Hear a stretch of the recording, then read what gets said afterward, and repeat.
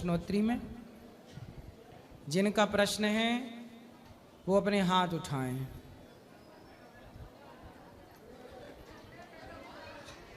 ले जाओ, इनसे बात कराओ। जी गुरुजी, राधे राधे। कैसे हैं? ठीक है गुरुजी। बताओ। गुरुजी, मैं नवादा बिहार से आया हूँ। मैं 12 साल से गवर्नमेंट जॉब का तैयारी कर रहा हूँ गुरुजी। फाइनल सिलेक्शन मेरा नहीं हुआ है अभी तक, इसीलिए पढ़ने में का मन नहीं करता है गुरुजी। इसीलिए मैं आपसे मिलने के लिए चला आया हूँ। पढ़ाई पूरी हो गई? क्या गुरुजी? पढ़ाई पूरी हो गई? जी गुरुजी, MSc फाइनल हो गई। अच्छा, तो अभी जॉब लगने की संभावना नहीं है? नहीं गुरुजी, इसीलिए मैं 3 मंथ से कुछ नहीं पढ़ा, इसीलिए मैं चला आया आपसे मिलने के लिए। तो पढ़ाई आपने की है तो प्रयास करते रहिए, लग जाएगी जॉब। क्या है, कुछ बिजनेस कर सकते हो तो बिजनेस कर लो। जी गुरुजी। कर सकते हो बिजनेस? वैसा तो मेरे लाइफ कोई बिजनेस अभी है नहीं फिलहाल गुरुजी, तो मैं दिमाग में वैसा नहीं है कि मैं कौन बिजनेस कर सकता हूँ। चलो, भगवान करे आप बिजनेस करो और सफल हो जाओ। कुछ भी अच्छा हो आपके साथ, यही भगवान से प्रार्थना है कि आप सफल हों। जी गुरुजी, राधे राधे। जी।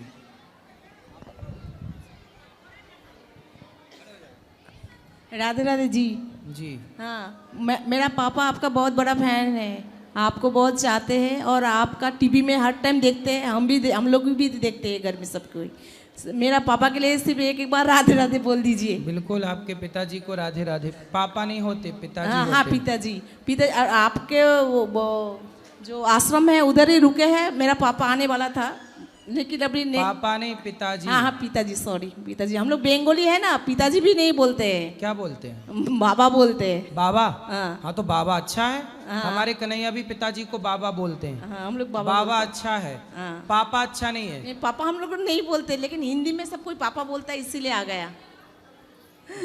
और मेरा बेटी है, बेटी का शादी हो गया, उसका तबीयत थोड़ा ठीक नहीं रहता है और उसको जिधर शादी हुआ वो उधर भी वो ठीक नहीं रहता है, तो मेरा बेटी के लिए कुछ बोल दीजिए। क्यों नहीं? दामाद अच्छे नहीं हैं? नहीं नहीं नहीं। क्यों? वो बहुत दारू पीता है, फिर झमेला भी करता है। तो काहे दारू पीने वाले के संग बेटी ब्याह कर दिया आपने? मैं नहीं किया, वो अपने से शादी कर लिया था। बेटी ने? बेटी ने। Love marriage? हाँ, लव मैरिज। तो आपने समझाया नहीं था? हाँ, बहुत समझाया था, फिर उसको गुस्से में मार भी दिया था, उसकी वजह से वो चला गया था। मतलब आप देखो, आपने समझाया पर बेटी नहीं मानी और अब रो रही होगी बेटी। हाँ या ना? हाँ हाँ। तो जो माँ बाप के नहीं मानते बच्चे, वो परेशान होते हैं। इसलिए हम लोग कहते हैं माँ बाप की मानो, गुरुजनों की मानो, मनमानी ना करो। अब शराबी से प्यार कर लिया, अब वो मार रहा है। हाँ गुरुजी। अब मारता है उसको। हाँ, मारता भी है। अब फिर क्या है, उसको उसके कर्मों का दंड अब उसे मिलेगा। अब क्या करोगे? मेरे पास ही रहता है, इधर भी आया है। कौन? मेरा बेटी। कहाँ है? मेरा बेटी अभी हम लोग घूमने गए थे तो आपके गुरुकुल पे ही हम लोग ठहरे हैं। तो यहाँ पे बेटी आई है? हाँ, आई है। कहाँ है? नहीं, इधर नहीं, गुरुकुल पे और भी ठहरा दामाद? है। अभी दामाद नहीं आया। चलो, समझाना। अब क्या करोगे? दामाद को समझाया ही जा सकता है। वही तो हम सब तो लाना, समझाएंगे। आप भी समझाना। ठीक है, मिलजुल के समझाएंगे सब लोग। राधे राधे।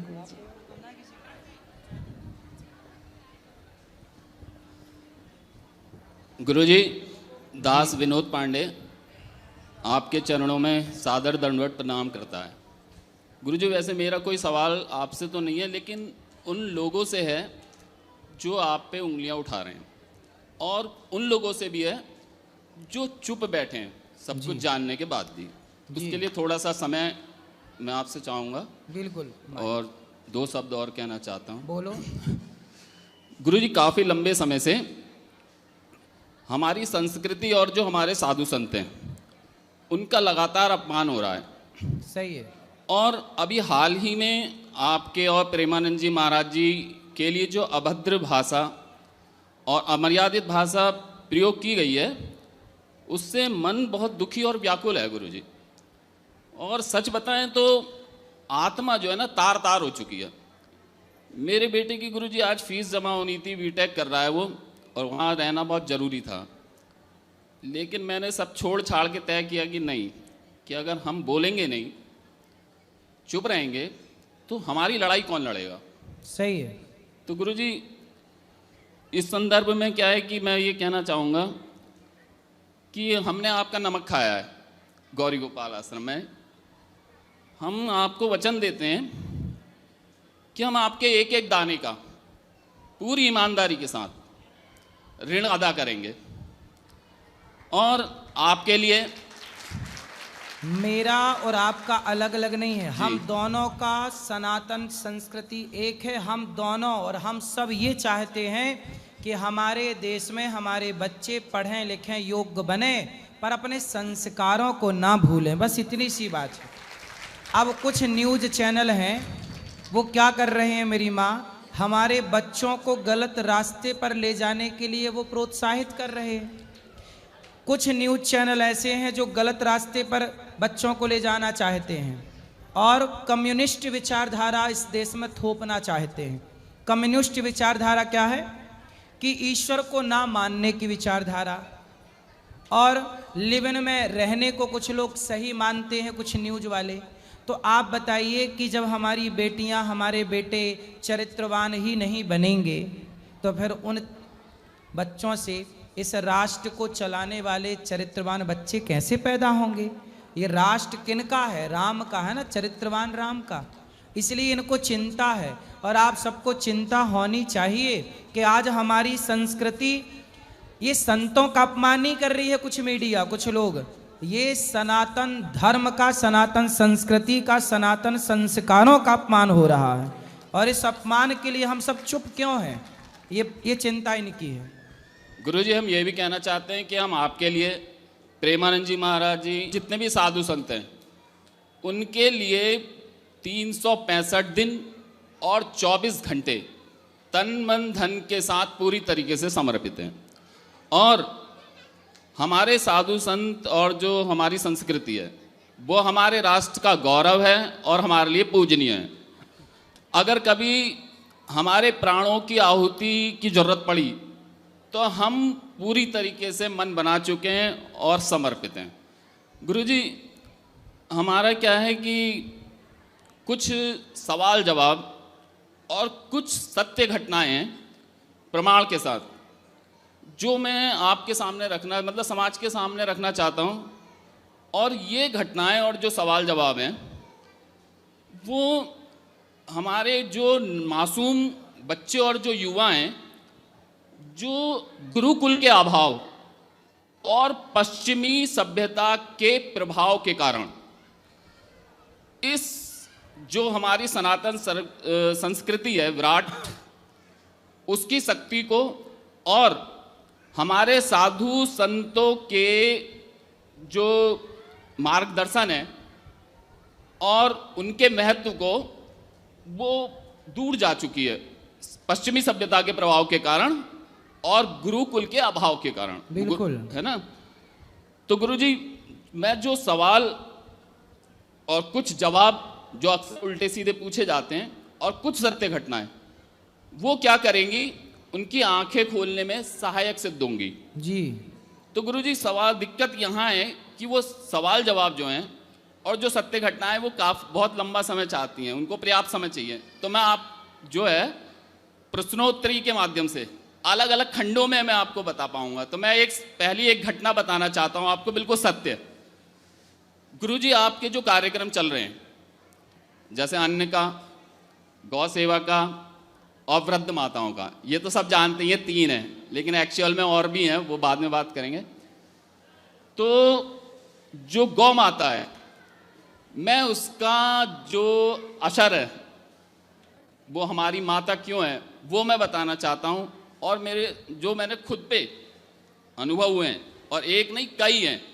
तो मैं पहले आपको एक छोटी घटना बताता हूँ। मेरे लिए मतलब सब छोटी कहना भी गलत है, कि हमारे पिताजी थे श्री हीरा बल्लभ पांडे जी उनका नाम था, अब वो इस दुनिया में नहीं है। तो जब वो 80 वर्ष के थे तो उनकी आंखों का गुरुजी ऑपरेशन हुआ, मोतियाबिंद का। तो जब मोतियाबिंद का ऑपरेशन हुआ तो हमारे शहर मुरादाबाद में बहुत ईमानदार और बहुत ही अच्छे डॉक्टर हैं, उनका नाम अनिल कुमार जी हैं। तो गुरुजी मैंने उनसे ये कहा कि हमारे पिताजी की आंखों में आप बहुत बढ़िया लेंस डालिएगा, आप जितने पैसे खर्च हों मैं उतने खर्च करने को तैयार हूँ। उन्हें ये नहीं लगना चाहिए कि मेरे बेटे ने कोई हल्का फुल्का लेंस डलवा दिया जी। तो गुरुजी उन्होंने मुझसे एक बात कही, बोले भाई देखो विनोद, तुम महंगा लेंस डलवाने की ज़रूरत नहीं है। वो ईमानदार थे। मैंने कहा डॉक्टर साहब क्यों? बोले आप इसमें चाहो तो बिल्कुल सस्ते से सस्ता 1000-1200 का एक लेंस आता है, वो डलवा सकते हो। तो मैंने कहा ऐसा क्यों गुरुजी? मैंने कहा डॉक्टर साहब ऐसा क्यों? वो बोले बेटे जो तुम्हारे पिताजी की आंखें हैं ना, बोले लेंस से असर नहीं होता है दिखाई देने में, बोले पर्दे की रोशनी से दिखना संभव होता है। और बोले तुम्हारे पिताजी की जो पर्दे की रोशनी है वो एक 20 साल के लड़के की तरह है। बोले हमने आज तक ऐसी रोशनी देखी नहीं। तो मैंने फिर भी कहा, मैंने कोई बात नहीं, आप बढ़िया से बढ़िया लेंस डाल दीजिए और हमारे पिताजी को पता नहीं लगना चाहिए। फिर मैं घर में आया और फिर बात चली तो मैंने बताया सबको। तो हमारे पिताजी और हमारी माताजी ने बताया, बोले बेटे इसका राज बताएं तुम्हें, कि बोले हमने 25 साल तक, मेरे पापा बोले कि मैंने 30 गाय चराई हैं, कि 30 गायों को वो चराते थे, उसका दूध, उसका घी और मक्खन, बोले वो मैं खाता था। तो गुरुजी वो 85, तो उसका असर था वो। तो हमारी गाय माता का जो मैं आपको बता रहा हूँ, ये एक छोटी सी बात है, अभी ऐसी बहुत सारी घटनाएं। सही है, सही है। तो गाय उसका का असर दूध ये दही था, कोई खाए तो ऐसी छोटी मोटी बीमारी लगे ही ना उससे। तो उसमें ये था कि आंख की जो रोशनी थी पर्दे की, वो 20 साल के बच्चे के बराबर थी। और गुरुजी 85 साल की उम्र तक ना उनको डायबिटीज थी, ना उनको बीपी था, ना कोई घुटने का रोग था, और वो अपनी 10-20 बीघा की हमारी खेती है वो अकेले करते रहते थे। तो ये हमारी गौ माता का जो प्रभाव है, जो लोग सवाल खड़ा करते हैं, ये उनको जवाब है कि हमारी गौ माता क्यों माता है और क्यों पूजनीय है। और गुरुजी इसके बाद में जो है अगले चरण में, क्योंकि समय ज्यादा लग रहा है आपको, और जब सनातन धर्म में गाय की सेवा जब तक हम सब ने की, तब तक हमारे यहाँ हॉस्पिटलों की जरूरत नहीं पड़ी। वो गाय जब से घर से गई तब से हॉस्पिटलों की जरूरत पड़ गई। इसलिए गाय अपने आप में एक चलती फिरती डॉक्टर है। उसका दूध अमृत है, दही अमृत है, छाछ अमृत है, घी अमृत है। लेकिन पता नहीं हम भारतीय लोग जो गाय को पूजते आए, पता नहीं हम क्यों गाय के महत्व को भूल गए। लेकिन गुरुजी ये हमें और सबको जगाना है। अभी भी मैं एक बार भोजन करता हूँ दिन में, और अभी शाम को, अभी कथा से उठने के बाद, अभी प्रश्नोत्तरी में आने के पहले मैं 2 गिलास कच्चा दूध पीकर ही आके यहाँ बैठा हूँ। एक टाइम मैं भोजन करता हूँ, एक टाइम दूध पीता हूँ, मेरा हो गया। मैं दूसरे टाइम भोजन ही नहीं करता, दूध पर्याप्त हो जाता है मेरे लिए। मैं खुद 12 महीने दूध पे रहता हूँ। एक टाइम भोजन, एक टाइम दूध, एक टाइम भोजन, एक टाइम दूध, कच्चा दूध। अच्छा गुरुजी, मैं आपको जो है बहुत अच्छा लगा जी, गाय के लिए आपने इतनी अच्छी बात की। खुश रहिए। धन्यवाद, प्रणाम गुरुजी। महाराज जी के चरणों में कोटि कोटि प्रणाम जी। महाराज जी, मैंने एक रैप लिखा है, वो आपकी जो इस समय पर सवाल जवाब उठ रहे हैं उसको दिखाने के लिए कि एक्चुअल में क्या है। सुनाओ। वृद्ध माता की सेवा में जब सामने कोई भी आया नहीं, कोसती है वो माँ खुद को जिसने अनिरुद्ध सा बेटा पाया नहीं। गौरी गोपाल आश्रम से भूखा कोई भगाया नहीं, वो हिंदू ही क्या जिसने हिंदू का गुणगान गाया नहीं। नित्य प्रतिदिन भोजन बनता 30,000 लोगों का, हर रोज इलाज होता जन कितने सारे रोगों का। रीलों में जो देखते हो उसमें आदि भी सच्चाई नहीं होती, ना करते ये धर्म पुण्य तो एक भी माता आई न होती। और हंसकर हल कह देते हो ये धर्म का कोरा धंधा है। मैं कहूँ तो इस देश का मीडिया तंत्र ही सबसे गंदा है। तंज कसे जाते हैं, सच छुपाया जाता है। इस देश में मीडिया के द्वारा संतों को बेशरम बताया जाता है। धर्म की सीख इन सबको उल्टी लगती है। इस देश की मीडिया क्यों संतों से इतना जलती है। जिस संत पर उंगली उठा रहे तुम क्या जानो उसके बारे में। घर के घर बिक जाएंगे तुम्हारे उसके एक दिन के गौशाला के चारे में। वो सब कुछ लुटा देता है, ना कुछ भी शेष रहता है। वो संत सही को सही, गलत को गलत कहता है, और इसमें कोई दोहराए नहीं। सही को सही कहना अन्याय नहीं। आज सिर्फ भोग विलास की इच्छा रखने वाले ही विरोध में हैं, वो पवित्र व्रता के रोग में हैं, खुद को सती सावित्री कहलवाना चाहते हैं। वृंदावन में ज़्यादातर बस रील बनाने आते हैं, छोटे छोटे कपड़े पहन कर क्या दर्शाते हैं, मुंह पर राधे राधे लिखाकर राधे कृष्ण थोड़ी बन जाते हैं। आश्रम में इनके हर माता का रखा जाता ख्याल है, जो आता है वृंदावन वो जाता बांके बिहारी, फिर जाता सीधा गौरी गोपाल है। इतना भव्य आश्रम जिसका कोई भी बेजोड़ नहीं, फिर भी मुझको पैसे का दिखा कहीं पे बोर्ड नहीं। यही तो मानवता है, इसका कैसे बखान करूं, शब्द कम पड़ जाएंगे मेरे जो कर्मों का गुणगान करूं। जिनके बच्चों ने भी ठुकरा दिया उन बूढ़ी माताओं को तुमने दिया सहारा है, और कर्ण के बाद दानवीरों में अगला नाम तुम्हारा है। बहुत सुंदर लिखा है आपने, यहाँ आइए मंच में, ये आपने लिखा है और आपने ही गाया है, वाह बहुत सुंदर। देखिए आप जैसे युवा आप जाग रहे हैं, मीडिया के पास इतना पैसा है, मीडिया के पास इतना बड़ा पावर है, लेकिन उसका पावर उसका पैसा आपकी श्रद्धा और आपके विश्वास के आगे फीका है। खुश रहिए, खुश रहिए, खुश रहिए, खुश रहिए, ठीक है।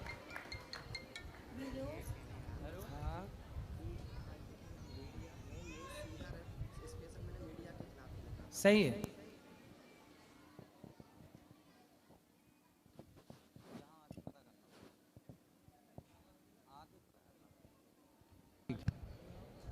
सुंदर। आज मीडिया का, कुछ मीडिया कर्मियों का, कुछ मीडिया का षड्यंत्र है संतों को बदनाम करने का, संतों की आवाज़ दबाने का, और आप सबने देखा। इसलिए आप सबको जाग जाना चाहिए और ऐसे उस जो मीडिया गलत दिखा रहा है, गलत कर रहा है, ऐसे लोगों का बहिष्कार भी होना चाहिए।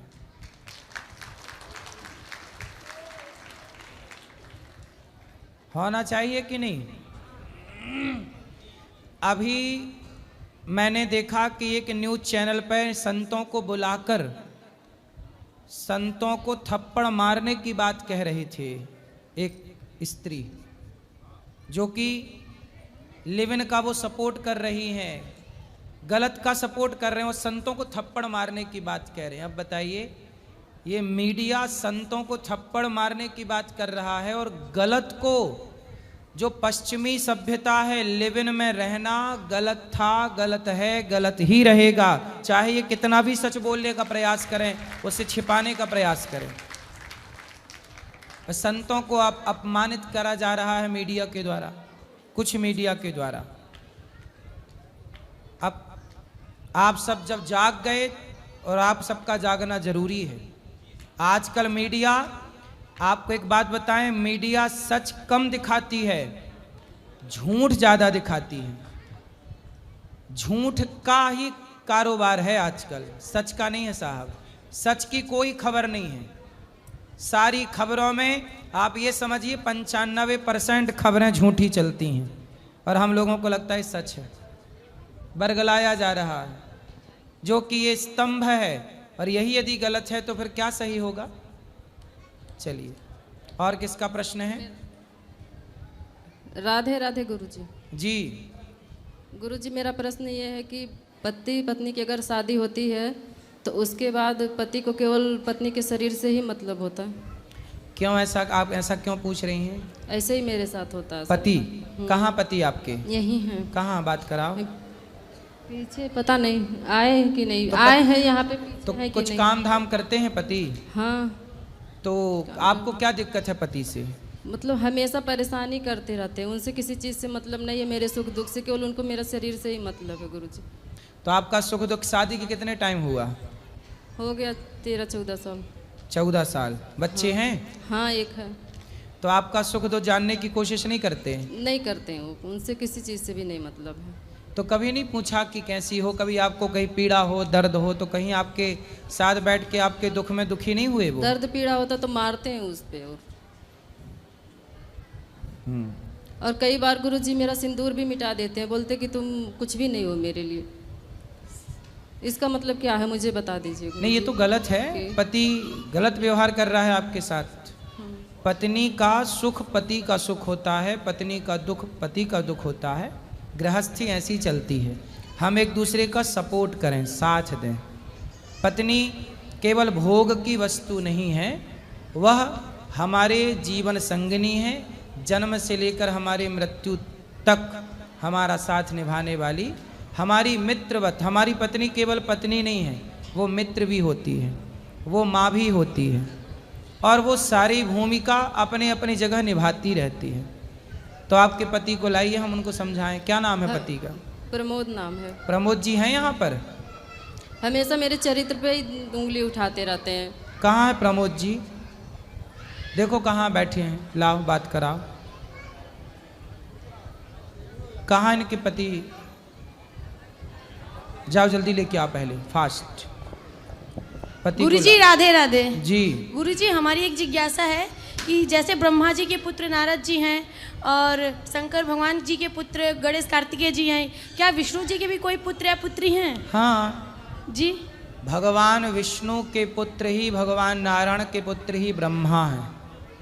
भगवान नारायण की नाभि से निकला कमल, हाँ या ना? जी हाँ। कमल में ब्रह्मा जी प्रकट हुए, फिर ब्रह्मा जी से ये सारी सृष्टि चली, तो हम सब भगवान नारायण के ही पुत्र हैं। जी मतलब सर जो जी भगवान जो मनु हुए हैं, जी मनु भगवान के ही अवतार हैं, अंश हैं। तो मनु के संतान होने से हमें मनुष्य कहा जाता है। इस भाव से हम सब भगवान की ही संतान हैं, इसलिए हम लोग जी, भगवान यही को है। बोलते हैं त्वमेव माता च पिता त्वमेव। गुरुजी, एक प्रश्न और है। जैसे हमने देखा बाहर कुछ लोग तिलक लगाते हैं, तो हम ये जानना चाहते हैं क्या तिलक दूसरों के द्वारा लगाया जा सकता है? खुद लगाएं तो ज़्यादा बेहतर है। जी वही जी, धन्यवाद।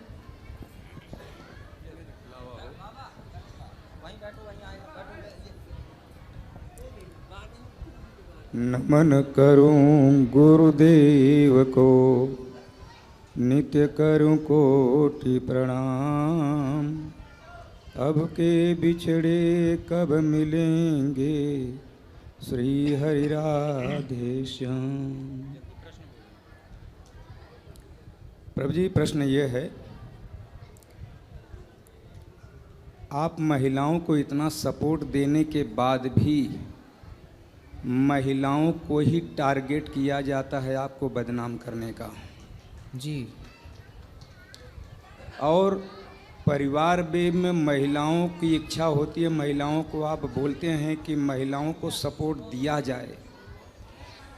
महिलाओं को सपोर्ट इतना दिया गया, इतना उनको सहयोग मान सम्मान दिया गया, फिर भी माँ कैकेयी ने अपने पति का स्वर्गवास करा दिया। तो उस समय एक कैकेयी माँ थी, आज कोई कैकेयी नाम रखता नहीं अपनी बेटी का। सही है। लेकिन आज हर घर में एक कैकेयी बन के बैठी है। कौन? एक पुत्र को ही चाहती है और को चाहती नहीं। ऐसा कैसे चलेगा? और आज भी जब भी हमने देखा, जो भी परिवार बिगड़ा बर्बाद हुआ, शकुनी को भी देखा, कंस को भी देखा, मंथरा को भी देखा, जहाँ भी उनके जिस भी बहन की मैके वालों का हस्तक्षेप परिवार में रहा, उसका परिवार बर्बाद हुआ। जी, आज मैं बहुत दुखी हूँ प्रभु। किससे? उसी तरह से मेरे परिवार में है मेरा साला जमुना छटंकी गुप्ता, गंगा छटंकी गुप्ता, जो बनारस के रहने वाले हैं। हम भी उत्तर प्रदेश से रहने वाले हैं। तो आपके साले आपको परेशान करते हैं? हमको ही नहीं, उसकी 3 बहन थी, जिसमें से 2 बहन का घर तो बर्बाद कर दिया, 2 बहनें और एक जीजा ख़त्म हो गए। उसके ससुराल की संपत्ति लेकर के हड़प गया और उन 2 बहनों को मार देने के बाद भी उसके ऊपर, उसके परिवार के ऊपर आज भी कर्जा बताता। हम अभी भी दोनों पति पत्नी जिंदा हैं। और जब भी हम कोई काम करेंगे, बच्चे हमने तो पैदा साले किए। आप सालों को आप दूर रखिए कि भाई आओ ही मत, हमसे बात ही मत करो। इतना कि जब भी कोई बात करेगा तो सामने नहीं करता। हमारी 2 बेटियों का घर बर्बाद कर दिया। पहला काम करेगा वो, नाम रखेगा हमारा। काम करेगा वो, नाम रखेगा हमारा। लड़की की बुराई उसके ससुराल में और उस लड़के की बुराई उसके ससुराल में, दोनों पति पत्नी के बीच में विरोध करा के दोनों का परिवार तोड़ दिया। हमारे दामाद को बोला कि तू इसको छोड़ दे, मैं तेरी दूसरी शादी करा दूंगा। मामा बोला अपनी भांजी को छोड़ दे। भांजी को नहीं, दामाद को बोला मेरे। हाँ हाँ, मतलब उसकी भांजी लगी ना, उसकी भांजी को, उसको छोड़, मैं तेरा दूसरा विवाह करा देगा। हाँ। 2 बेटियों का शादी कराया मैंने, 2 बेटियों का घर बर्बाद कर दिया। उसके बाद जब बड़े लड़के का शादी किया, उसके ससुराल में जाकर के मेरे परिवार की खूब बुराई तबीयत से। तो आप लोगों ने कोई कंप्लेंट क्यों नहीं करते पुलिस में? फिर शादी हो गई, बहू घर में आ गई, उस बहू की बुराई हमारे घर में। तो आप घुसने क्यों देते हो उसको घर पे?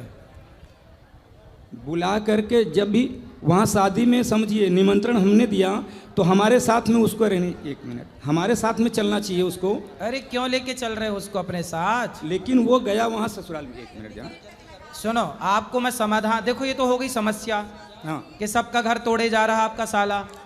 अब ऐसा करो कि साले का ही आप घर का, अपने घर से हुक्का पानी बंद कर दो।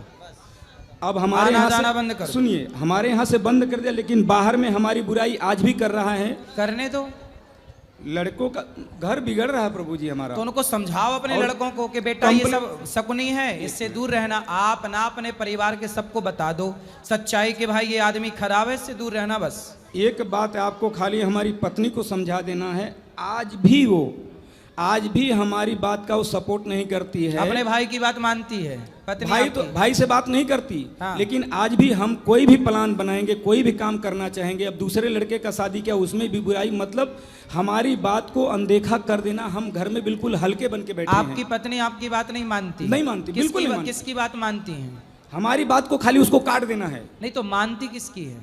अब बच्चों की, बच्ची और की। बड़ा लड़का बहू जो है अब उससे कांटेक्ट में है, वो ससुराल वाले, ये सब तांत्रिक भी काम करते हैं प्रभु जी।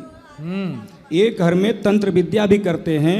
हमारी दूसरे लड़के का जो मैं शादी किया, बड़ी बहू जब भी अपने मैके जाती है तो वहाँ से कुछ न कुछ काला कांडी, उसका दादा है तांत्रिक, वो घर में कुछ न कुछ करके लाती है। जैसे आई कि हमारे घर में उपद्रव चालू हो जाता है, लड़के का काम छूट जाना, लड़के का तबीयत खो जाना, ये बहुत चल रहा है। हमारी पत्नी जी यहाँ हैं, कृपया आप कर दीजिए हमारे ऊपर कि उनको समझा दीजिए, कुछ हमारी बात को सपोर्ट दें। कहाँ पत्नी? यहीं पीछे बैठी है। अभी भी मैं यहाँ लाने को कोशिश करता हूँ तो कहती तुम करना है, तुम करो। बात कराओ पत्नी से। कहाँ? आओ इनकी पत्नी। गुरुजी जी, मैं भजन सुनाना चाहता हूँ। सुनाओ। आपके लिए बनाया हूँ और आपके जो दुश्मन हैं उनके लिए एक चेतावनी तमाचा है। हाँ बताओ। श्री अनुरुद्धाचार्य गुरुजी और कितने बड़े महान हैं, दुनिया भर में देखो इनकी अजब निराली शान है। दुनिया भर में देखो इनकी अजब निराली शान है। धन्य है इनकी माता जिनने जन्मी गोद खिलाई, यशोदा और कौशल्या के सम प्यारो लल्ला पाई। सुन के पिताजी गद गद हो रहे, सुन के पिताजी गद गद हो रहे, पुत्र कमायो नाम है। और दुनिया भर में देखो इनकी अजब निराली शान है। सुंदर। ईश्वर अंश और ज्ञान खजाना, साहस बहुत ही भारी, इनके सब अनुगामी हो गए देश के नर और नारी। पर स्वार्थ और सेवा कारण, पर स्वार्थ और सेवा कारण किए निछावर जान है। दुनिया भर में देखो इनकी अजब निराली शान है। जिन माँ की सेवा पुत्र न करते उनकी करते सेवा, इच्छा भोजन रोज कराते दूध दही और मेवा। रात दिना भंडारा चलता, रात दिना भंडारा चलता, लाखों भूख मिटाए इंसान है। दुनिया भर में देखो इनकी अजब निराली शान है। बंदर बालक संत की सेवा रात दिन ही करते, इतना करने पर भी पापी दुश्मन इनसे जरते। देख सके न पराई विभूति, देख सके न पराई विभूति, ऐसे क्रूर इंसान हैं और दुनिया भर में देखो इनकी अजब निराली सा। सुंदर। 4 दिन से खाया नहीं सर, बहुत बुखार चढ़ी रही। मैं बिल्कुल मरने के लिए तैयार रहा कि जब तक मैं यहाँ ये गीत नहीं सुनाऊंगा जब तक जाऊंगा नहीं। तो ये आपने खुद ने लिखा है? जी हाँ वाह, जी। बहुत। जलने वाले जलते जाएं, पीछे कदम न हटाना, दानी दाता साथ आपके जरा भी ना घबराना। हाथ जोड़कर दास ये कहता, हाथ जोड़कर दास ये कहता है आपके साथ घनश्याम है। वाह। और दुनिया भर में देखो इनके अजब निराली शान है। सही कह रहे हैं। 4 दिन हो गए गुरुजी, बुखार चढ़ा, खाना भी नहीं खाया 4 दिन, आज 2 रोटी खाया हूँ मात्र। नहीं, आपका इलाज भी करा देते हैं हॉस्पिटल। कहाँ गया था गुरुजी, कोई नहीं सुनता। अभी भेजते हैं आपको, चिंता ना करिए। अगर आप चाहें गुरुजी तो गीत के माध्यम से आपके दुश्मनों को मैं ऐसा तमाचा मारूंगा कि वो बोलने की दम नहीं करेंगे। सही है। जनता और जनार्दन दोनों का आशीर्वाद है, आप सबका साथ है, तो फिर ठीक है सब। महाराज जी जय श्री राधे जी। हाँ हाँ बोलो, आप बोलो। महाराज जी जय श्री राधे जी। मैं उत्तर प्रदेश के फतेहपुर जनपद से आया हूँ जी। और मैं एक छोटे से गांव से बिलोंग करता हूँ। और आज से 14 वर्ष पहले जब मैं कक्षा 4वीं 5वीं का छात्र था, तब मेरे गांव में एक कार्यक्रम शुरू हुआ जहां पर गरीब कन्याओं के विवाह का आयोजन किया गया। महाराज जी पहले वर्ष जब वो कार्यक्रम हुआ तो एक कन्या का विवाह हुआ, पूरे गांव ने बढ़ चढ़ कर उसमें हिस्सा लिया, सबने भागीदारी दी और एक अच्छी तरीके से जैसे अपनी घर की एक बेटी को हम विदा करते हैं उसी तरीके से उन बहन का विदाई का कार्यक्रम हुआ, सब संपन्न हुआ। आज महाराज अब ये 15वां साल होगा हमारा जब जो हम नवंबर पे करने जा रहे हैं।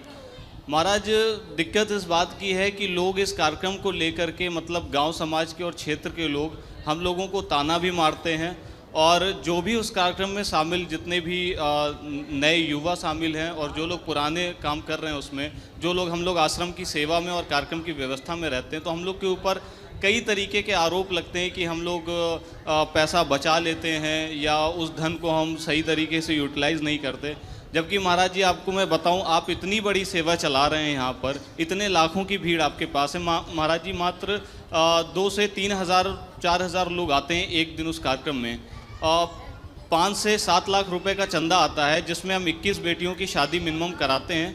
उनको पूरा जितना एक सामान दिया जाता है बेसिक वो सारा सामान भी देते हैं जिसकी लगभग कीमत जो है 70 से 80 हज़ार रुपये की होती है। तो महाराज जी उन लोगों को हम समझा नहीं पा रहे कि मतलब हम लोग किसी भी तरीके का पैसा बचा नहीं रहे जबकि खुद अपनी जेब से लगाना पड़ता है उस कार्यक्रम को। सही है। तो ऐसे लोगों के लिए महाराज जी क्या किया जाए कि मतलब देखो बोल रहे हैं लोग, इसके चक्कर में आप ना पड़ो, आप लोग अपना कार्य करते रहिए, लोग आपका साथ देते रहेंगे और आप ये अच्छे काम करते रहो क्योंकि और परवाह ना करिए लोग क्या कहते हैं, इस पर ध्यान लगाओगे तो आप अपना काम कर ही ना पाओगे। महाराज जी दिक्कत इस बात की है कि जैसे लोग बुजुर्ग होते हैं तो उनमें सहन शक्ति ज़्यादा होती है, युवाओं में सहन शक्ति कम होती है। जैसे कि हमने सुंदरकांड में इस चीज़ का पूरा देखा हुआ है कि जामवंत जी को इसलिए रखा गया था कि अगर वानर सेना कहीं डिस्टर्ब करती है तो उन्हें संभालेंगे। पर अब हम नए लोग पिछले 2-3 वर्षों से हम नए युवा जो 24-25 साल की उम्र के हैं उस कार्यक्रम को आगे बढ़ा करके ले जाने के प्रयास कर रहे हैं। हम लोगों से कोई ऐसा कहता है तो महाराज जी कुछ समय के लिए बर्दाश्त के बाहर होता है और बहुत कंट्रोल करना पड़ता है जवाब में। तो कोई बात नहीं। देखो बेटा आप कितने साल के हो? मैं 25 साल का हूँ। फिर आपका ये भाई अनिरुद्ध आप? जी महाराज जी। मैं भी आपके उम्र का ही, लगभग आपसे उम्र ज़्यादा है मेरी, लेकिन आप 25 साल के हो। जब मैं 23 साल का था तब से समाज की सेवा कर रहा हूँ और कन्याओं का विवाह भी पहले बहुत होता था, अब माताओं की सेवा, ये सब सेवा इतनी करने के बाद भी समाज इतना बोलता है। हमें तो बड़ी इंटरनेशनल मीडिया बोलती है गलत गलत, फिर भी हमें कोई प्रभाव नहीं, हम अपना काम करते रहते हैं। हाँ, आप भी इसलिए महाराज जी आपसे मैंने ये प्रश्न पूछा क्योंकि आपके ऊपर जो आरोप लगते हैं वो तो पूरा विश्व देखता है। हाँ। हमारे ऊपर जो आरोप लगते हैं वो एक छोटा सा क्षेत्र देखता है। हाँ। तो हम कैसे उसे फेस करें? इसलिए ध्यान मत दो। अच्छे काम करने वाले को ही लोग गलत ठहराने की कोशिश करते हैं। जी, जो गलत है उसे कोई क्यों गलत कहेगा। महाराज जी, आपसे आशीर्वाद के रूप में यही चाहेंगे कि इस बार जब नवंबर का कार्यक्रम होगा तो हम आपको उसमें निमंत्रण पत्र आपके पास लेकर के आएंगे, तो उसे स्वीकार करिएगा। जरूर। धन्यवाद। राधे राधे। हाँ मैया। हाँ मैया। हेलो हेलो गुरुजी जी। प्रणाम। मैं अनपढ़ हूँ, पढ़ी लिखी हूँ ना। अच्छा, अब मेरे ये बता दो, सगरेन के तो दर्शन हो चुके देवतन के, मैंने महादेव की और पार उनकी पूजा करी, माँ शक्ति की। ठीक है। अब ऐसे होगा कि मेरे बस सगरे हृदय में समा गए। तो अच्छा तो है। मैं जिनको देखूँ वो सच कैसे लग जाए। सही है।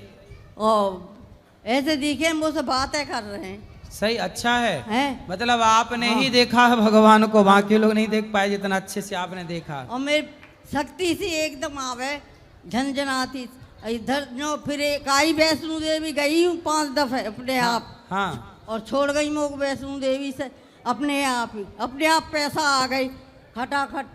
पैसा आ गया आपके पास? हाँ।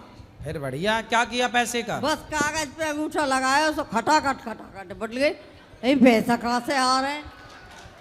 सही है। जाना। अब फिर आई गंगा मैया कि माँ वैष्णो देवी का अवतार है तू, और गंगा जमुना सूरज चंद्र तीनों लोगों की मालिकनी तू ही है। अच्छा, आपको बोला? हाँ। तो आप तो माँ हो, मालकिन तो हो ही हो। अब गाय के कनम मैं इतनी चाह रही हूँ गुरुजी, वो थोड़ा सा आसन दे दो, मैं घर से दुखी हूँ। किससे? मतलब आदमी को दिमाग ऐसा होगा। आदमी कहाँ है? आदमी को दिमाग सुने नहीं, ये नहीं। तो आप पति की सेवा करो। 8 कम से कम 25-30 साल से अलग हुआ आदमी से। क्यों? क्यों? वो भोग विलास वासना को मारो, मेरी भक्ति में बाधा डालेगा। तो आप अपने पति से 30 साल से अलग हो? अलग है। तो वैष्णो देवी जब से घुसी हूँ ना, हाँ, वैष्णो देवी पे वो स्वर्ग लोग तो देख लियो मैंने। तो पति से अलग हो गई? कृष्ण जी ने जो मुँह में वो ही। अरे तो ऐसो कौन सा स्वर्ग देख लियो कि पति से अलग हो गई ना? तो फिर वो छेड़ाछाड़ी करे तो फिर अच्छा ना लगे ना। मेरी भक्ति में आनंद आवे, वो भक्ति में बहर आ गए। कैसे करूँ? मीठो मीठो दर्द हो गए एकदम भक्ति से। एकदम ऐसा लगे कि बस मैं वो खा रही हूँ मिश्री। अब ऐसा लगे बिल्कुल कुछ अच्छा। तो अब देखो देखो बुढ़ापे में मैया अब अपने पति की सेवा कर लो थोड़ी सी। कर रहे 20,000 मिले उन्हें, रेलवे में नौकरे। अब वो 20,000 बहू ले छोटी, वही अपना खाना खुराक सेवा वेवा सब कर रही है। तो आप भी सेवा करो। मुँह को थोड़ा सा चैन दे दो, मुँह थोड़ा सा आराम चाहिए। तो आराम करो, पति के साथ रहो तो बहू आपकी सेवा करेगी, आपको भी आराम देगी। अब ऐसा हुए कि कदम में कुछ कह ना सकूँ, वो कोई सामान ले जो भी है। कितने बेटे हैं? कहा मैंने। कितने बेटे हैं आपके? मेरे 2 बेटा हैं। तो एक तो अलग रहे, और तो बेटा सेवा। एक और बहू है छोटी, वो रखे लो मेरे आदमी को। आपको कौन रखता है? बड़ा छोटी बहू। छोटी बहू आपको रखती है? तो अच्छी है बहू आपकी। हाँ। तो फिर अच्छा, बहू के पास रहो। ससुर की सेवा करे, मेरी भी करे। बहुत बढ़िया, अच्छी बहू आपकी। बहू को आशीर्वाद दो, खूब उसकी लंबी आयु, खुश रहे बहू। राधे राधे गुरु जी। मैं ये कहना चाहता हूँ, मैं होटल अभी मिलेगा उनके बाद। मैं होटल पे काम करता हूँ, यहाँ बाकी बिहारी होटल प्रेम मंदिर के सामने जी। वहाँ गुरुजी मेनू कार्ड बनवाते ना होटल में जी।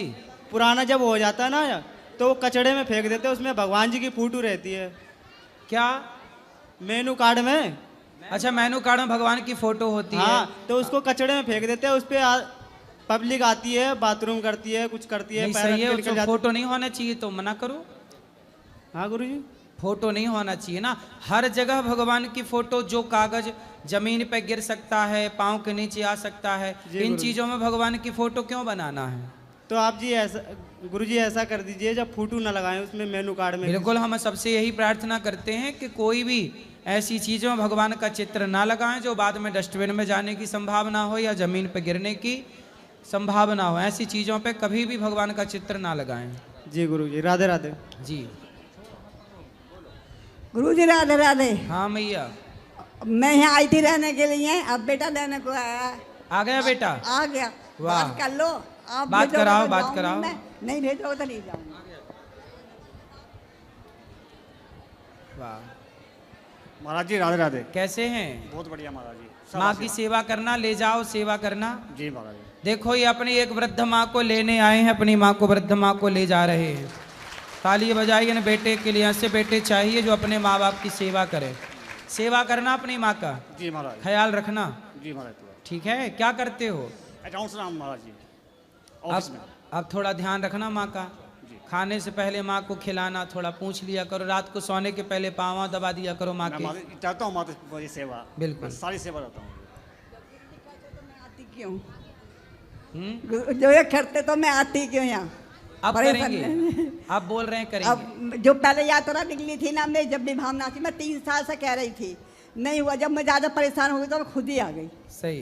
तो अब जो यात्रा होगी तो बता देना मुझे। हाँ, ले जाना। 26 नवंबर बता रहे हैं। मेरा मन है। हाँ, ये बेटा करवाएगा आपको यात्रा। अभी करवा देना, ताकि आप माँ बाप को तीर्थ कराना चाहिए। जी जी। गुरुजी राधे राधे। जी गुरुजी मैं आपसे 4 साल से जुड़ी हूँ। बताओ। आपसे जुड़ी, मेरा सारा दुख मेरा दूर हो गया। क्या? मेरा सारा दुख दूर हो गया, आपसे जुड़ी हूँ तब से। अच्छा, पहले मैं बहुत दुखी रहती थी। क्या दुख था? अब क्या है? सब सही है? सब ठीक है। दुख तो अभी भी अलग अलग मेरे अंदर संतोष आ गया। लगता है मेरे कुछ दुख ही नहीं अब है। चलिए, भगवान आपको सुखी रखें। गुरुजी आप कभी मैं सपने में यहाँ आई हूँ, आज मैं हकीकत में आई हूँ। मुझे आशीर्वाद दीजिए। खुश रहिए। राधे राधे गुरुजी। जी बेटा। हम राधे राधे क्यों बोलते हैं? राधे राधे इसलिए बोलते हैं क्योंकि राधा का नाम भगवान कृष्ण को बहुत प्रिय लगता है। अच्छा। जैसे आप राधा राधा बोलते हैं तो भगवान श्री कृष्ण प्रसन्न हो जाते हैं, राधा राधा सुनते हैं, इसलिए राधा राधा बोलते हैं।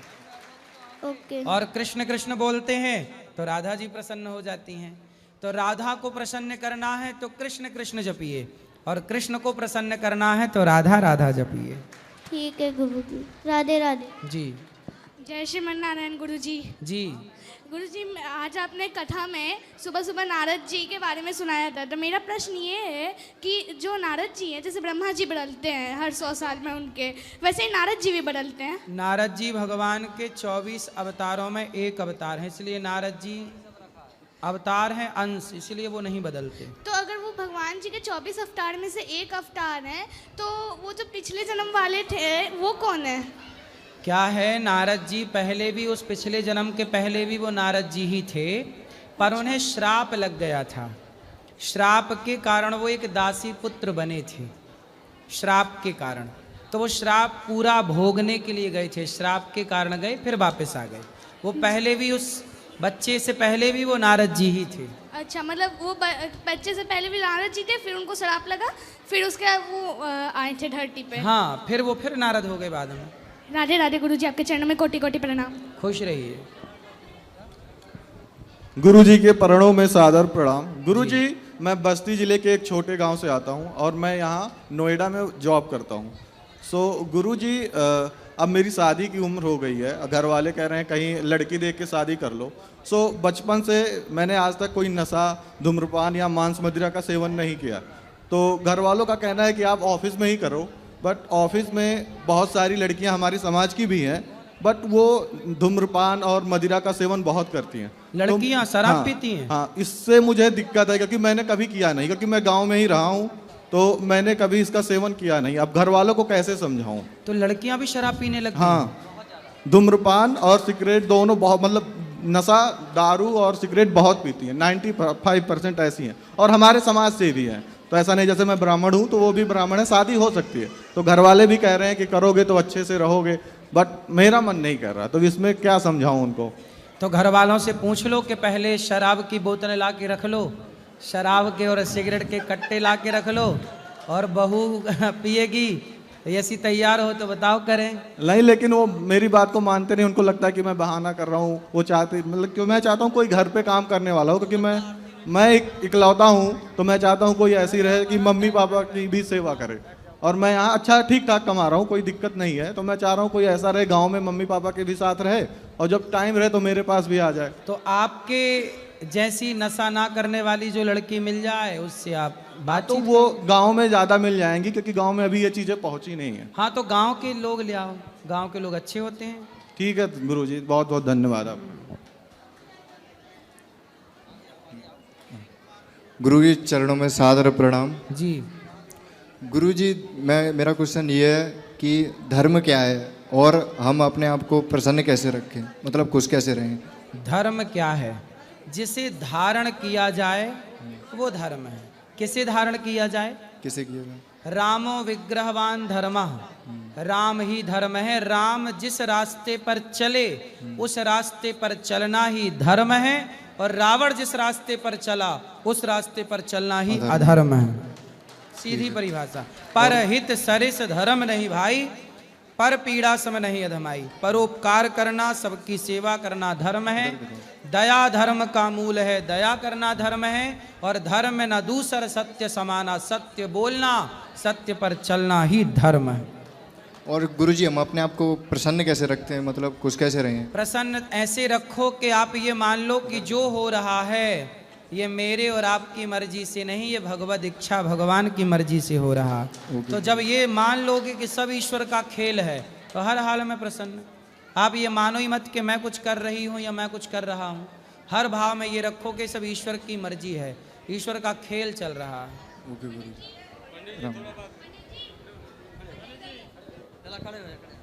गुरुजी राधे राधे जी।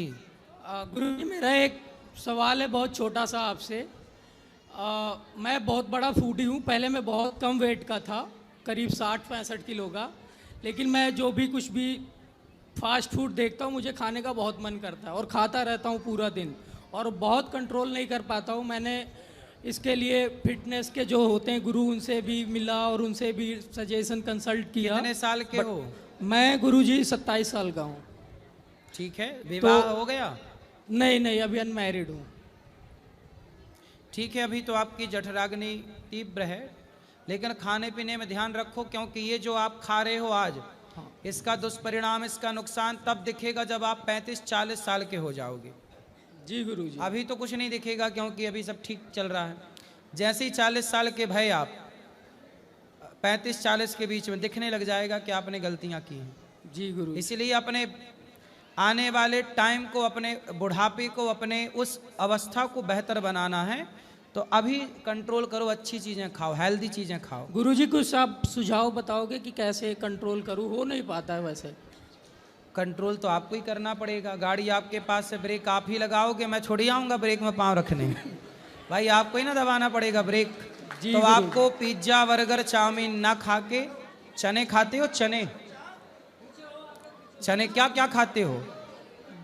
गुरुजी, मैं फास्ट फूड में कुछ भी, जैसे पिज्ज़ा, बर्गर, घर का खाना भी। चने खाया करो, अंकुरित कर लिया करो।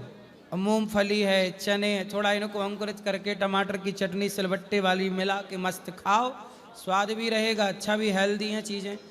चने ज़्यादा खाया करो, दूध पिया करो, देसी घी खाया करो। गुरुजी, उपवास रखने से फ़ायदा हो सकता है अगर 1 या 2 दिन रखे हफ्ते में?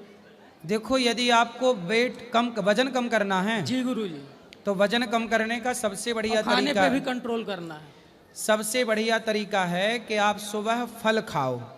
क्या खाओ? फल। सुबह ना नाश्ते में फल खाओ, सिर्फ फल। और दोपहर के भोजन में आप सैलेड, सलाद ज़्यादा खाओ, अंकुरित अनाज खाओ, चने, दाल अंकुरित करके, मूंगफली, और दाल, चावल, सब्जी, रोटी जो भी है वो भी खाओ दोपहर को। और दोपहर के खाने के बाद आप उसके बाद भोजन मत करो, बचे हुए टाइम का ना उपवास करो। पूरी रात कम से कम 15 घंटे, 14 घंटे व्रत करना है। जी गुरुजी। आप 15 घंटे का व्रत कर लोगे तो अपने आप स्वस्थ भी हो जाओगे, मोटापा भी चला जाएगा और आप फिट हो जाओगे। जी गुरुजी। तो आपको, जैसे आपने 1 बजे खा लिया दोपहर को, सुबह नाश्ता आपने माना 8 बजे या 9 बजे कर लिया जी। और नाश्ते के बाद आपने 1 बजे, 12 बजे, दोपहर को 1 बजे भोजन किया, उस भोजन के बाद फिर कुछ मत खाइए, फिर सीधा अगले दिन फल का नाश्ता करिए, फल फिर 1 बजे खाइए। ऐसा करिए अपने आप, कोई ऐसा कर ले तो कोई बीमार ही ना पड़े कभी। राधे राधे गुरुजी। क्योंकि हम लोग खाते हैं ना, तो हमारे पेट को भी, हमारे लीवर को भी थोड़ा रेस्ट चाहिए होता है। जब आप रात में कुछ नहीं खाते तो पूरी रात लीवर, हमारा पेट रेस्ट करता है, और जब रेस्ट मिलेगा उसे तो वो अगले दिन बेहतर काम करेगा। अब दिन भर खाओगे तो पेट को रेस्ट नहीं मिला, अपच होगा, खून गंदा होगा और बीमारियां पैदा होंगी। बोलो। राधे राधे गुरुजी। जी गुरुजी, हमने गुरु अभी बनाया था 5-6 साल पहले। तो अब क्या है कि आपको गुरु हम लोगों ने मान लिया है, हमारी पत्नी और हम। तो मैं प्रेमानंद जी महाराज का प्रवचन भी मैं सुनता हूँ, आपका भी रेगुलर सुनता हूँ। तो उन्होंने ये कहा कि जिसको गुरु मान लिए हैं, अगर दूसरा गुरु बनाते हैं तो आपको गुरु द्रोह लगेगा, ऐसा। जी ठीक है, तो आप मंत्र ले लीजिएगा कल सुबह। जी गुरुजी। तो ऐसा कुछ है नहीं ना? कोई बात नहीं, आपका मन है आप ले लीजिएगा। जी गुरु। राधे राधे। राधे राधे। गुरुजी राधे राधे। जी गुरुजी, हमारा सवाल ये है कि सब कुछ जब ईश्वर की इच्छा से हो रहा है, तो जो पाप इतना संसार में है, दुख है, कसाई गाय काट रहा है, तो क्या उसमें भी ईश्वर की इच्छा निहित है? ना। तो इसको स्पष्ट करें गुरुजी। देखो, सब कुछ ईश्वर की मर्जी से होता है, ये बात सबके लिए थी ही नहीं। ये ज्ञान जो है ये सबके लिए नहीं है। जैसे सब लोग शांत रहिए, मेरी प्रार्थना। भैया, ओ भैया, मेरी माँ चुप रहो, सुनो। ये बताओ, परमाणु बम जो है क्या ये सबके लिए है? नहीं। कि एक आप भी अपने घर में रख लो, एक हम भी रख लेते हैं? नहीं नहीं। पाकिस्तान के पास परमाणु आ गया तो रोज धमकी देता है। गलत व्यक्ति के हाथ में कोई पावर लग जाएगा, शक्ति लग जाएगी, तो वो उसका सदुपयोग कम करेगा, उसका दुरुपयोग ज़्यादा करेगा। अब जैसे ये ज्ञान है कि ईश्वर की मर्जी के बिना पत्ता नहीं हिलता, ये बात है तो सही, पर यह ज्ञान सबके लिए नहीं था। अब जैसे चोर चोरी करता है और बोल देता है कि तो ईश्वर की मर्जी के बिना पत्ता नहीं हिलता, मैं गुनाहगार थोड़ी हूँ, तो गलत आदमी के हाथ ज्ञान लग गया। सुनो, जो ईश्वर के भरोसे हैं, जो भक्त हैं, अच्छे लोग हैं, सात्विक लोग हैं, धर्म का आचरण करने वाले लोग हैं, ये ज्ञान उनके लिए है। जैसे आप लोग कथा सुनते हैं, आप धर्म पर चलते हैं, आप किसी के 1 रुपए की चोरी नहीं करते, झूठ बोलने को पाप समझते हो, चींटी को मारने को आप पाप समझते हो। जो लोग चींटी को मारना पाप समझते हैं, ऐसे लोगों के लिए ये ज्ञान है कि जो हो रहा है वो ईश्वर की मर्जी है, इसमें जो प्रसन्न रहो, हर हाल में प्रसन्न रहो। ईश्वर की मर्जी के बिना पत्ता नहीं हिलता, ये बात जहाँ लिखी है उसके पहले भी बहुत सारी बातें लिखी कि पहले ये सत्य पर चलो, दया करो, परोपकार करो। जब ये ज्ञान हो जाएगा तब ये ज्ञान पाओ कि सब में ईश्वर है, ईश्वर की मर्जी के बिना कुछ नहीं है। तो जो योग्य हैं उनके लिए ये ज्ञान था, चोर उचक्के गलत लोगों के लिए ज्ञान नहीं है। चोर से पूछना कि तुमने चोरी की है, धन तुम्हारे पास है, तो भाई इसमें ईश्वर दोषी कैसे है? तुम ही तो दोषी हो। ईश्वर ने चोर से पूछना कि उस चोर को क्या ये पता नहीं है कि चोरी करना गलत है? जब चोरी करना गलत है तो चोरी क्यों की? और जब की तो दंड तुझे मिलेगा, ईश्वर थोड़ी दोषी है। लेकिन अगर चोर से अगर ये बात हम कहेंगे तो वो कहेगा हमारे पास मजबूरी थी, अगर हमारे पास खाने को धन होता, खाने के लिए पैसे होते जिससे मैं तो बोले भैया चोरी क्यों करता है? अरे बोले जो मजदूरी कर रहे हैं वो मजदूरी इसलिए तो कर रहे हैं, खाने पीने को नहीं है तो मजदूरी करके कमा रहे हैं। बोले तुम भी मजदूरी काम करके कमा लो, चोरी क्यों करोगे भाई? उनसे कहो पेट भरने के बहुत तरीके हैं। सास से उठा लेते हैं कि जैसे रावण के पास इतनी शक्ति थी, इतना बल था, जो कि ब्रह्मा जी या शंकर जी के वरदानों से प्राप्त हुआ, तो उसमें तो ईश्वर की इच्छा निहित थी। किसकी इच्छा निहित थी? भाई ब्रह्मा जी ने उसको वरदान दिया था। रावण पिछले जन्म में जय और विजय था। हाँ, तो वो तो ईश्वर की मर्जी थी सब कुछ समाज को मैसेज लेकिन वो तो देना। फिर भी अधर्म ही फैला रहा था, उसको मारने के लिए स्वयं प्रभु को आना हाँ, पड़े। आना पड़ा। लेकिन कैसे स्पष्ट हो पाएगा किसमें ईश्वर की इच्छा निहित है, किसमें नहीं ईश्वर की इच्छा निहित है? देखो, सब में ईश्वर की इच्छा निहित है, ये मानो। चोर चोरी कर रहा है और पकड़ा जाए और जेल में डंडे खाए तो भी समझना कि ईश्वर की इच्छा से डंडे पड़ रहे हैं, चुपचाप खा, चिल्ला मत। जब बलात्कारी को बलात्कार करने में मजा आता है और वो बोल देता है कि ईश्वर की इच्छा से सब हो रहा है, तो जब फांसी के फंदे पर पहुंचो तो भी हंसते हंसते चले जाना, क्योंकि उसका दंड ईश्वर की मर्जी। ये भी है कि तुमने वो किया तो ये भी ईश्वर की मर्जी है। तो ईश्वर की फिर दोनों ही तो मर्जी हैं। बिल्कुल। अब चलो मनुष्यों का हम मान लेते हैं कि उनका दुख उनकी अपनी खोज है, लेकिन जो मूक प्राणी हैं, जैसे गाय की हमने बात करी कि गाय को कसाई काटता है, बहुत ज़्यादा गाय को सबसे ज़्यादा कष्ट हो रहा है इस समय, और भी जीवों को, तो उसमें कैसे पता चलेगा ईश्वर की इच्छा निहित है कि नहीं है? देखो, हम सब प्रयास करें कि गलत ना हो। नहीं, वो हमारा भी प्रयास यही रहता है। हम सबको ईश्वर ने समझ दे रखी है। हाँ। ड्राइवर है गाड़ी चलाने वाला, तो गाड़ी चलाने वाले को पता है कि ब्रेक कब लगाना है, एक्सीलेटर कब दबाना है। आपकी गाड़ी लेके आपका ड्राइवर यदि चला जाए और कहीं एक्सीडेंट कर दे, तो क्या आपकी इच्छा थी कि एक्सीडेंट हो जाए? नहीं। किसकी गलती थी? हमारी। तुम्हारी के ड्राइवर की, जो चला रहा था? जो ड्राइवर चला रहा था। हाँ, उसी तरह ईश्वर की मर्जी से संसार चलता है, पर ईश्वर ने कुछ जिम्मेदारियां आपको सौंप रखी हैं। कुछ निर्णय केंद्र सरकार लेती है, पर कुछ निर्णय राज्य सरकार के लिए स्वतंत्र कर दिया जाता है कि राज्य की व्यवस्थाओं का निर्णय कुछ कुछ राज्य सरकारें ले सकती हैं। ऐसे ईश्वर तो केंद्र है, सुप्रीम पावर है, पर कुछ कुछ पावर ईश्वर ने आप सबको दे रखा है कि कुछ सही गलत के डिसीजन आप खुद भी अपने लिए लेते रहा करो कि आपके लिए क्या सही, आपके लिए क्या गलत है। सबका निर्णय थोड़ी ईश्वर सबका हिसाब करेंगे तो सबका, लेकिन आप भी तो स्वतंत्र है ना। ईश्वर ने बुद्धि दी। लेकिन ईश्वर परम नियंता है ना।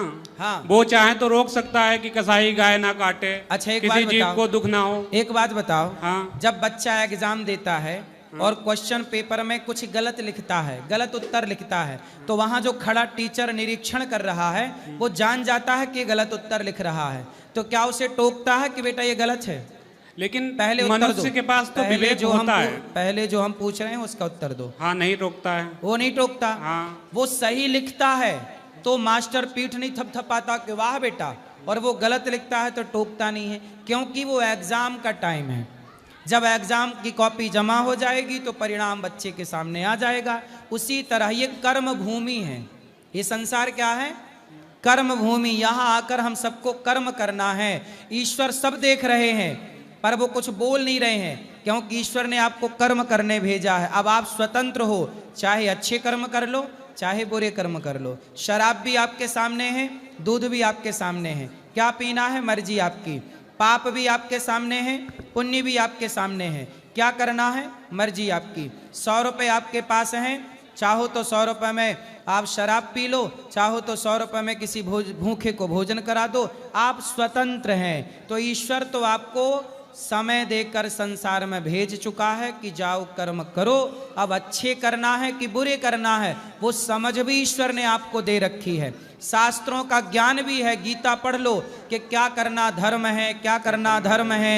तो जब आप अमेरिका जाओगे ना, तो अमेरिका का कानून आपको फॉलो करना पड़ेगा। बिल्कुल। ऑस्ट्रेलिया जाओगे तो ऑस्ट्रेलिया का कानून आपको फॉलो करना पड़ेगा। तो धरती पे आए हो तो गीता ईश्वर का कानून है, थोड़ा फॉलो कर लो, गीता पढ़ लो, थोड़ा शास्त्र पढ़ लो, और जब करोगे तो फिर दंड भोगने को तैयार रहिएगा। आप गौ हत्या करेंगे तो दंड आपको मिलेगा। लेकिन उनका क्या, जो मानते नहीं गीता को? कौन? जो सनातन धर्म को नहीं मानते। नहीं मानने दो, कोई बात नहीं, भोगेंगे। लेकिन कहीं न कहीं उनकी वजह से जीवों को तो कष्ट हो रहा है ना। तो जो कष्ट हो रहा है तो बाद में वो पाएंगे साहब, वो नाली का कीड़ा बन के कई जन्मों तक भोगेंगे। बचा अवश्यमेव भोक्तव्यम, गीता में लिखा है, शास्त्रों में लिखा है, भोगना पड़ेगा। जो जस करहि सो तस फल चाखा, कर्म प्रधान विश्व करी राखा। जो जैसा करेगा उसे कोई नहीं बचा सकता। भीष्म पितामह ने सांप को कांटों के ढेर में फेंका था, बस तो उन्हें भी बाणों की सैया पे लेटना पड़ा। राम के पिता दशरथ जी ने श्रवण कुमार को मारा और उनके माँ बाप को तड़प तड़प के मरना पड़ा पुत्र वियोग में। तो दशरथ जी को भी तड़प तड़प के मरना पड़ा पुत्र के वियोग में। जब कर्मों का दंड भगवान के पिता को मिला तो कर्मों का दंड हमें और आपको क्यों ना मिलेगा? बचेगा कौन? बचा कौन कि बचेगा कौन? चलिए ठीक है गुरुजी, राधे राधे जी। राधे राधे गुरुजी। बोलो बेटा।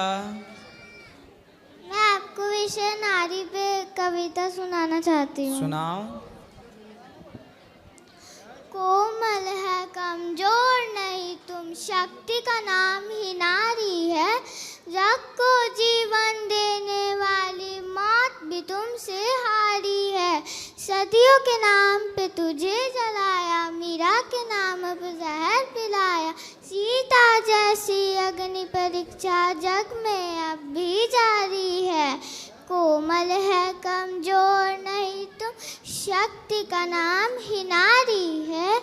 इल्म हुनर में दिलो दिमाग में किसी बात में कम तो नहीं है।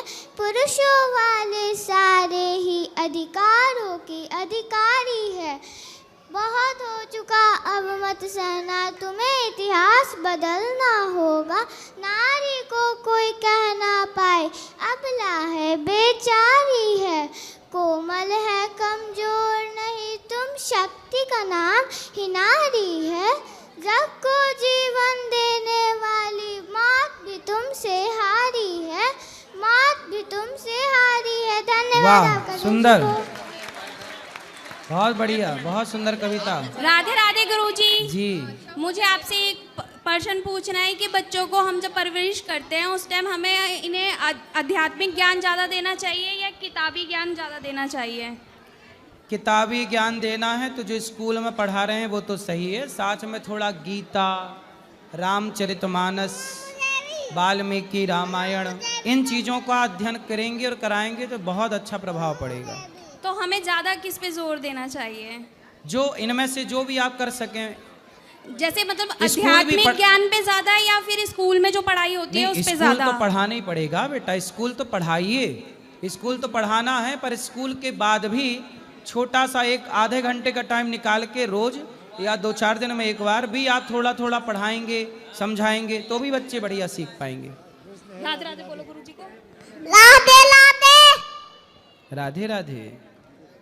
हेलो, मैं नीलम जायसवाल मेरा नाम है। महाराज जी राधे राधे। मैं यूपी डिस्ट्रिक्ट सिद्धार्थनगर से आई हूँ। भैया एक मिनट प्लीज़। तो मेरा ये कहना था, मेरे 1-2-3 प्रश्न हैं।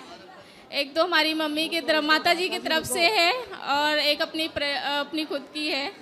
तो मैं ये मम्मी हमारी कह रही थी कि आप एक बार महाराज जी से जब भी दर्शन करना तो ये प्रश्न जरूर करना।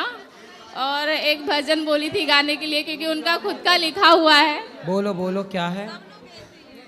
तो महाराज जी मैं ये कहना चाहती हूँ कि मेरे पापा जो हैं लगभग ये नवरात्रि आएगा तो 2 साल हो गए उनको डेथ किए, होने वाला है, लेकिन वो मेरे दिमाग से निकलते नहीं है। मैं नोएडा में ही रहती हूँ, अकेली रहती हूँ, लेकिन कभी काम में बिजी रहती हूँ तो उतना ध्यान नहीं आता। बट रात में जब भी मैं फ्री होती हूँ तो अचानक से उनकी हमेशा याद आती है और अजीबोगरीब सपने आते हैं और काफ़ी भावुक होते हैं। उनको लेके ऐसा लगता है जीवित हैं। तो ये 2 साल से कभी ऐसा नहीं हुआ कि वो जिंदा नहीं है, लगता है हमेशा वो सामने है। ठीक है। तो उससे संतुष्टि नहीं मिलती है कि अच्छा ठीक है कोई बात नहीं, चलो जो होना था हो गया, बट वो मन मानता नहीं है। ऐसा क्यों? कौन नहीं मानता? मन नहीं मानता है पापा को लेके। पापा, अब देखो ये भाव रख लो कि वो आपके साथ हैं, इसमें कोई दिक्कत नहीं है। आप ये मत सोचो कि वो आपके साथ नहीं है, ये सोचो कि वो आपके साथ हैं। मैं उन्हें हमेशा इग्नोर करती हूँ कि ठीक है थोड़ा दिमाग से निकल, क्योंकि उनकी तबीयत बहुत ज़्यादा ख़राब थी तो उस वक्त बहुत तड़पते हुए उनको मैंने खुद ही देखा है, हर समय हर वक्त। यहाँ तक कि हर परिस्थिति से अकेले ही मैंने जूझा था। काफ़ी समय पहले मैं एडमिट थी उनको लेके, तो वो चीज़ें हमारे दिमाग में मतलब 24 घंटे में कम से कम 5-6 घंटे तो आते ही रहते हैं। कोई बात और नहीं। उस चीज़ को लेके हम इग्नोर नहीं कर पाते हैं।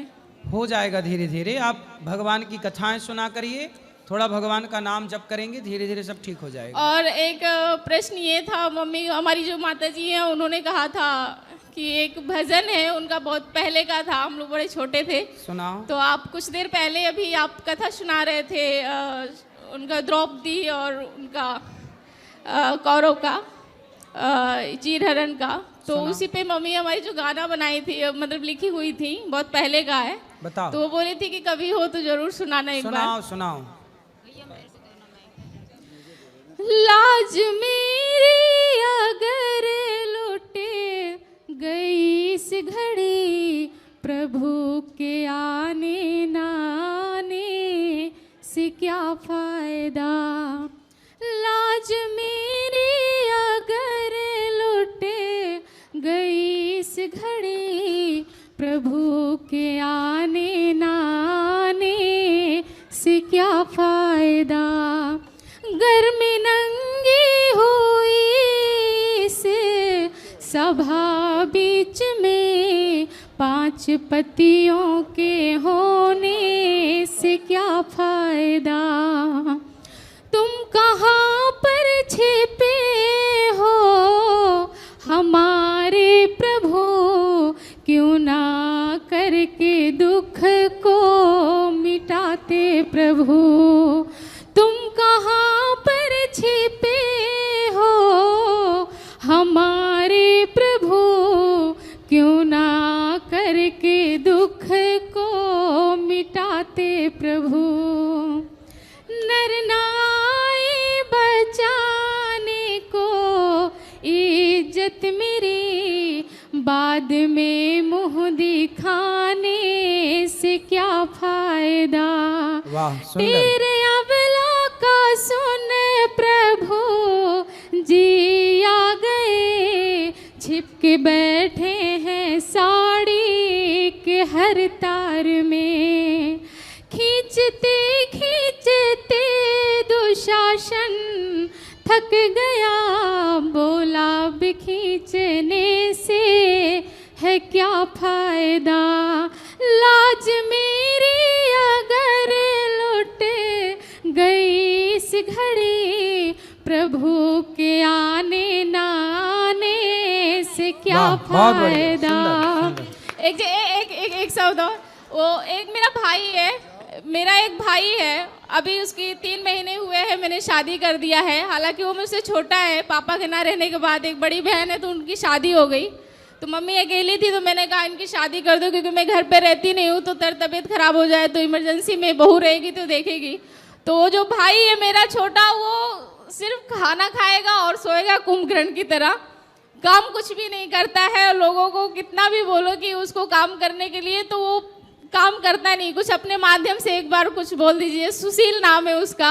तो सुशील जी काम नहीं करेंगे तो पत्नी कैसे फिर आपकी गृहस्थी चलेगी? कल को बच्चे होंगे, कौन उनको खिलाएगा पिलाएगा? भाई काम तो करना ही पड़ेगा। वो बिल्कुल कुछ नहीं और नौटंकी करता है। मेरी तबीयत खराब है, कभी कुछ है, और भाभी अच्छी है आपकी?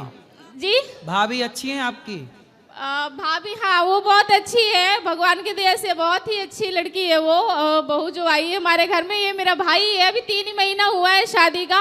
उसको काम करने के लिए बोलते हैं तो वो काम नहीं करता है। मम्मी भी उससे परेशान, काफी इरिटेट है। कितने साल का है?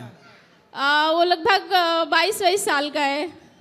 तो पहले काम वाम करने लगता फिर ब्याह करते? पहले नहीं, वो नहीं, तब भी नहीं करता था। तो सब लोगों का कहना था कि, मम्मी का भी कहना था, कुछ लोग और सजेशन दिए कि उसकी शादी कर दो, पढ़ा तो लिखा शायद नहीं है, कमाने लगेगा, जिम्मेदारी हो जाएगी। हालांकि मैंने भी मना किया था कि उसकी शादी अभी नहीं करो। पढ़ा लिखा नहीं है?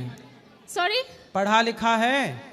पढ़ाई किया ऐसे थोड़ा बहुत 8वीं तक। उसने पढ़ाई कम समय में छोड़ दिया। उसका मानसिकता प्रॉब्लम कुछ है, ऐसा लोग कहते हैं। हालांकि वो खाता पीता है, बिंदास घूमता है, और काम के टाइम उसकी बीमारी आ जाती है। तो आप लोग पढ़ गई, अब बताओ लड़की, उससे आप मेरी बेटी नहीं पढ़ गई पर बनती बेटे है। को नहीं पढ़ाया, भाई को? अब आप अपने माध्यम से कुछ कह देंगे तो शायद। तो आप जब पढ़ी थी तो उसको भी पढ़ा लेती भाई को? हाँ तो वो नहीं मान रहा था ना, बस आप अपने माध्यम से एक बार कह दीजिए कि उसको कुछ काम कर ले। चलो बिल्कुल बोल दिया हमने, काम करो बेटा तभी गुजारा ठीक है। होगा। राधे राधे गुरुजी। खुश रहिए। राधे राधे गुरुजी। हाँ मेरे स्कूल में ना तिलक लगाने से मना करते। कौन? टीचर्स। क्या बोलते हैं? टीका मत लगा, क्या बोलते? बोले टीका से आपको क्या दिक्कत हो रही है, सर से पूछना। बोले हम टीका अपने माथे पे लगाए हैं, आपके माथे पे थोड़ी लगाए हैं। ठीक है। हाँ बोले हमारे माथे पे लगा है टीका, आप पढ़ाओ बस। चलो यहाँ ले आना। राधे राधे गुरुजी। जी। मेरा प्रश्न कि अगर हमारे परिवार में कोई भी पाप करता है तो वो पूरे परिवार को भोगना पड़ता है क्या? नहीं, जो पाप करेगा वो भोगेगा। और बाकी देखो, यदि परिवार में एक व्यक्ति गलत करता है तो उसके पूरे परिवार को बदनामी मिलती है ना। तो हमें उसके साथ रहना चाहिए या नहीं रहना चाहिए? अब गलत है तो बिल्कुल गलत को गलत कह देना चाहिए, गलत को सही नहीं कहना चाहिए। राधे राधे गुरुजी। जी। ये मैया इनकी पत्नी। हाँ मैया। हाँ राधे राधे गुरुजी। आपके भाई आपका घर बिगाड़ रहे हैं, ऐसा आपके पति ने बताया, सही है? अभी क्या पता मेरे को, उन्हीं से उनको ही बिगाड़ते हो गए, मेरे को तो नहीं मालूम। मतलब पति बिगाड़ रहे हैं कि भाई बिगाड़ रहा है? भाई बिगाड़ उनको ही मालूम होएगा, उनको ही बोलते हैं, हमको नहीं बोलते हैं। कौन? अरे मेरे भाई से जब बात होता है तो उन्हीं से होता है, हमसे नहीं होता है। तो आपके भाई से आपकी दोस्ती है? मैंने छोड़ दिया 2-3 साल से, मैं 3 साल हो गया छोड़ के। क्यों? बात नहीं करती, वही झगड़ा बिगड़ा जब ये हुआ तभी से मैं बात करना ही बंद कर दी दोनों भाई से। अच्छा। न राखी बांधने का जाती तो हूँ, आपके भाई अच्छे हैं कि नहीं? भाई अभी वो क्या बोले हैं, क्या उन लोग से होता है हमके कुछ मालूम नहीं है। अभी जो वो बोलते हैं वो मैं सुनती हूँ। अभी जो झगड़ा में तो आप अपने पति की सुनती हो? जो झगड़ा में 1-2 बार ऐसा बोले कि ऐसा ऐसा बोलते हैं, मैं फोन किया तो मेरे को भी उल्टा पलटा ऐसा कुछ बोला था, मैंने फिर बात करना बंद कर दिया भाई से। हाँ। चलो तो आप अब पति की सेवा करना। तो वही तो कर ही रही हूँ सेवा। खुश रहिए।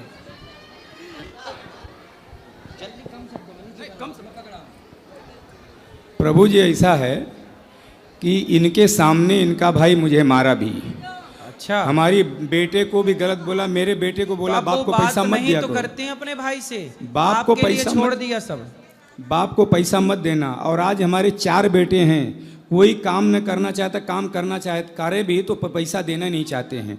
और बड़ी बहू ने छोटी बहू को मार के भगा दिया, मारने की धमकी भी दी, फिर भी ये सासू माँ है, छोटी बहू के विषय में सपोर्ट में इसको बड़ी को बहू को बोल नहीं सकती है। ये बड़ी बहू ने मार के भगाया, गाली भी दी। देखो बहुएं बड़ी हो चाहे छोटी हैं तो आपकी ही। हाँ। इसीलिए क्यों लड़ना आपस में, क्यों प्यार मोहब्बत से रहो। ये क्या है ना, वो छोटी वाली जो शादी हुआ वो 2 बार भाग के गई, फिर मेरा लड़का उसको पकड़ के लाया। कहाँ भाग के चली गई? नैहरे भाग के 2 बार गई। एक बार गई चलो जाने दो, फिर कैसो लेके आए, रातों रात वो लोग पहुंचा दिए। फिर दूसरे बार गई 10-12 दिन के बाद, वो भी नैहर नहीं दूसरे ठहर थी। काम मालूम किसके घर पे थी मालूम भी नहीं। लड़का कैसो बोलाया, उसको बहका के बोलाया। आई घर में इतनी चिलम हमके बिल्डिंग में है, कोई आजू बाजू वाला अब तो रहते हैं ना प्रेम से, अब दोनों प्रेम से हैं। नहीं, वो भाग के अभी झगड़ा ही कर रही है, घड़ी झगड़ा ही करती है, आने का नाम ही नहीं ले रही है। और खाली झूठे बोलते हैं कि खाली मार के लोग भगाए, हमारे ऊपर इल्जाम डालेंगे, वो बड़ी वाली के ऊपर इल्जाम डालते हैं। इतना सबके ऊपर खाली इल्जाम डालते रहते हैं, लेकिन वो आने ही नहीं चाह रही है। ये छोटी बहू का सपोर्ट कर रहे हैं। हाँ, वो आने चाह ही नहीं रही है। जब छोटी बड़ी गुरुजी, जब बड़ी बहू ने छोटी बहू को मारा तो इनके सामने की बात है, तो इनको डांटना चाहिए कि नहीं डांटना चाहिए? और ऊपर से सुबह में इसको फोन करके उसने मारने की भी धमकी दी, अभी कम मारी हूँ, आएगी तो और मारूंगी। कौन बोला? इनके सामने की बात है कि नहीं है? कौन? तो इन्होंने बड़ी बहू को डांटा कि नहीं डांटा? अब आप बहू बेटे से मन हटाओ, इस उम्र में भजन करो भगवान का। कहाँ तुम दलदल में फंस रहे हो? अब बुढ़ापा भजन में लगाओ। ये सब उम्र हाथ बात वैसे ही तोड़ लिए हो, अब भजन में लगाओ मन। अब केवल मन भगवान में लगाओ। बहू छोटी, बहू बड़ी, बेटा बेटा, सबसे मन हटाओ। एक भगवान श्रीमन नारायण। बस बोलो क्या है, क्या बोलो ना, बोलो, हम सुन रहे हैं। बोल तो दो।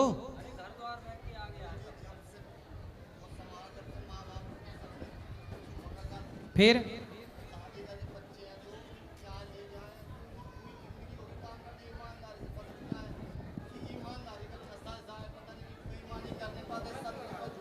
फिर मिलेगा। चलो जिनको मिलना है वो ऊपर आइए और प्रेम पूर्वक कथा कल फिर सुनेंगे, प्रश्नोत्तरी कल होगी आगे। अब जिनको मिलना है आप सब ऊपर चलिए।